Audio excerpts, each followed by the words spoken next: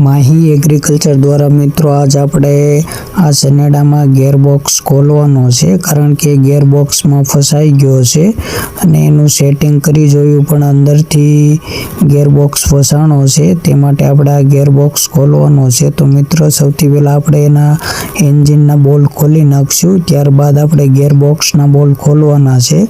તો મિત્રો તમે જોઈ શકો છો ગેર અને એન્જિન આપણે બે નોખું પાડી દીધું છે અને આમાં ક્લચ પ્લેટ કમ્પ્લીટ છે.